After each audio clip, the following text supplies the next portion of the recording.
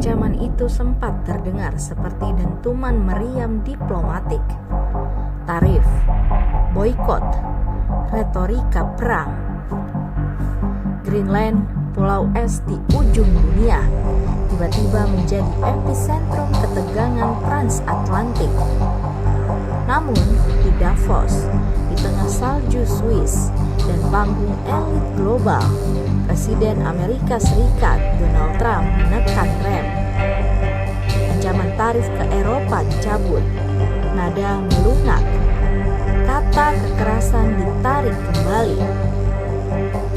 Pertanyaannya bukan lagi apakah Trump mundur, melainkan apa yang sebenarnya sedang dinegosiasikan di balik es Greenland.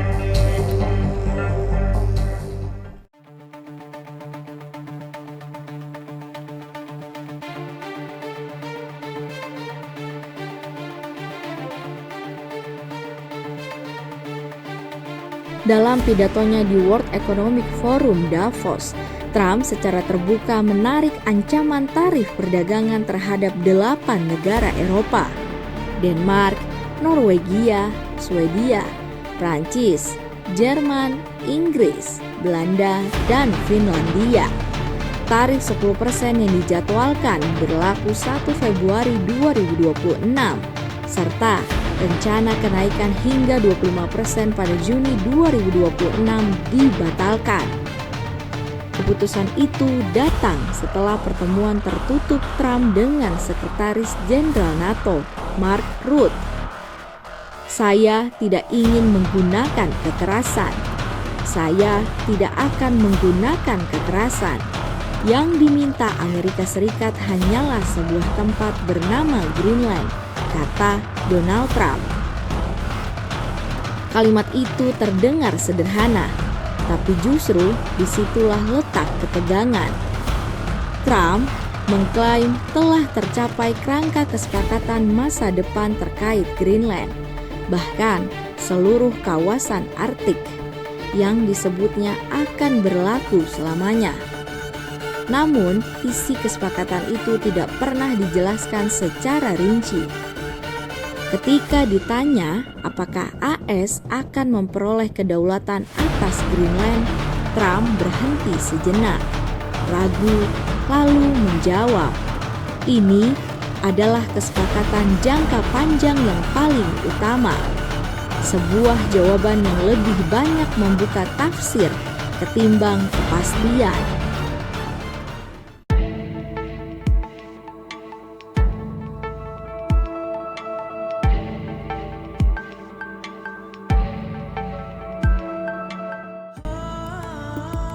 Secara formal, kedaulatan Greenland tidak dibahas. Demikian ditegaskan Mark Rutte. Namun, NATO mengakui ada fokus besar pada keamanan Arktik, khususnya mencegah Rusia dan Cina memperoleh pijakan ekonomi maupun militer di wilayah tersebut. Disinilah inti persoalannya. Greenland bukan sekedar pulau es. Ia adalah gerbang Arktik, rumah bagi jalur pelayaran baru akibat mencairnya es, cadangan mineral strategis, dan posisi militer yang krusial. Trump tampaknya menyadari satu hal, menekan Eropa dengan tarif beresiko memecah NATO. Sementara mengamankan Arktik butuh sekutu, bukan musuh. Maka tarif dicabut, nada dilunakan, tapi kepentingan strategis tetap dijaga.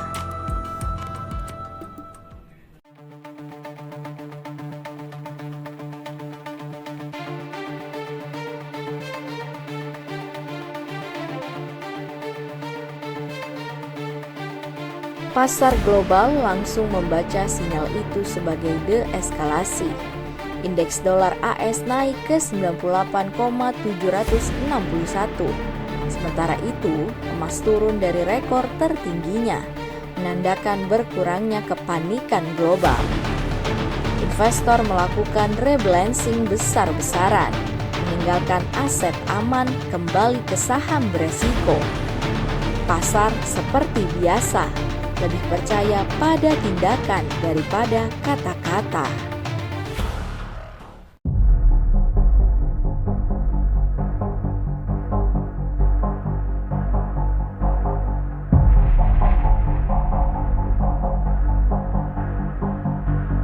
Inilah paradoks Trump. Di permukaan, ia mundur. Tarif dibatalkan. Retorika perang dihindari. Namun, di kedalaman, justru terjadi konsolidasi kekuasaan. Arktik masuk agenda strategis NATO. Greenland dibingkai sebagai isu keamanan kolektif. Kepentingan AS dilegalkan lewat multilateralisme. Trump menyebut ini kemenangan, dan dari sudut pandang geopolitik ia tidak sepenuhnya salah. Dengan menarik ancaman, Trump memenangkan pasar, menjaga NATO tetap utuh, menggeser konflik dari ekonomi ke strategi keamanan.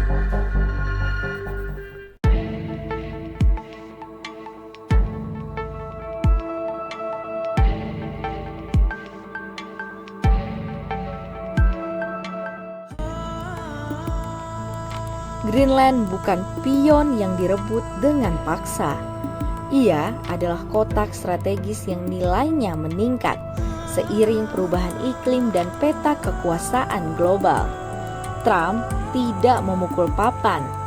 Ia menggeser bidak, pelan tapi menentukan.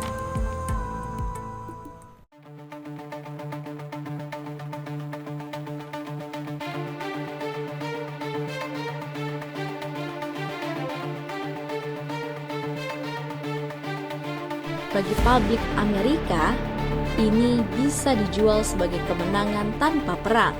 Bagi Eropa, ini adalah kompromi pahit demi stabilitas. Bagi dunia, ini pengingat bahwa perdagangan, keamanan, dan iklim kini tak terpisahkan. Ancaman tarif boleh dicabut, tapi perebutan Arktik baru saja dimulai.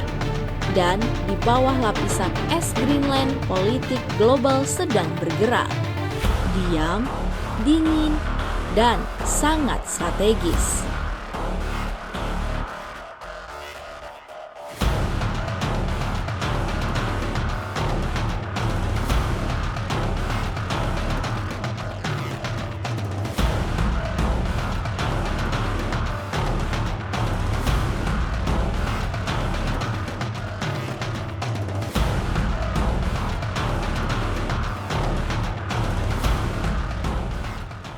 Download Tribun X sekarang, menghadirkan lokal menjadi Indonesia.